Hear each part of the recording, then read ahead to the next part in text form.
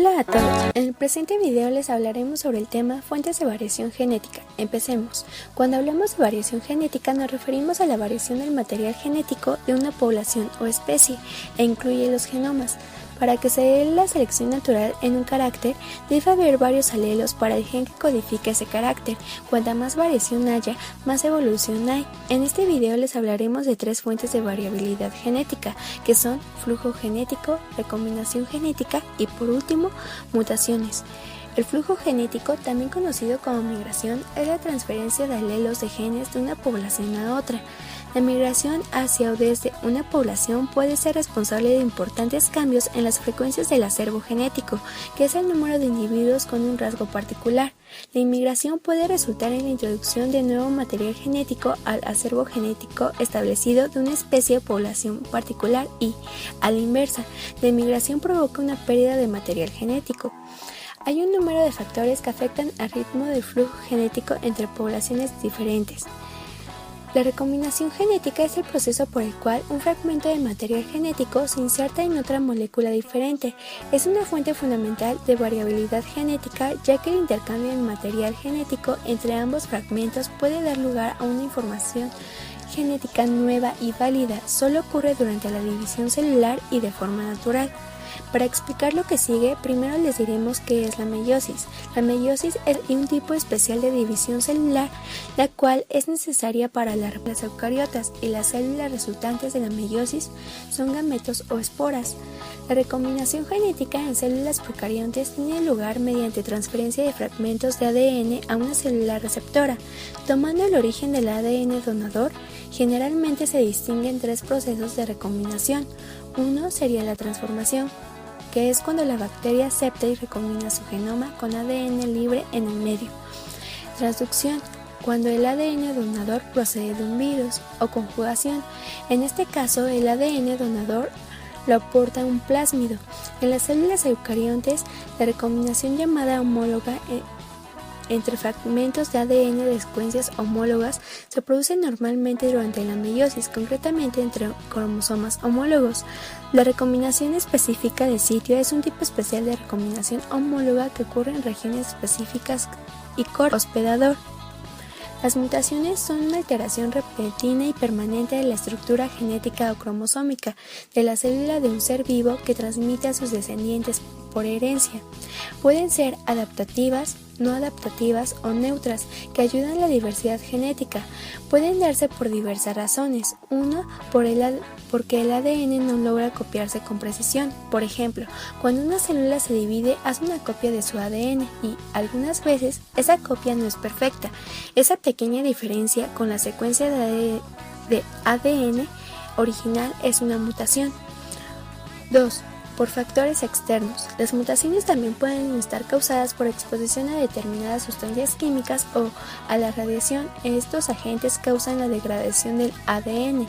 No obstante, cuando la célula repara el ADN, puede que no haga una reparación perfecta, por lo cual la célula terminaría con un ADN ligeramente diferente del original y por tanto con una mutación.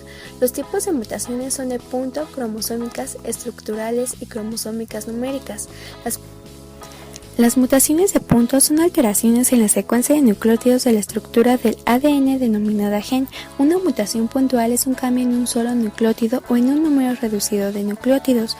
Estas pueden ser por sustitución, que es cuando se sustituye un nucleótido por otro, por inserción o adición, cuando se agrega un nucleótido, por deleción, cuando se pierde un nucleótido.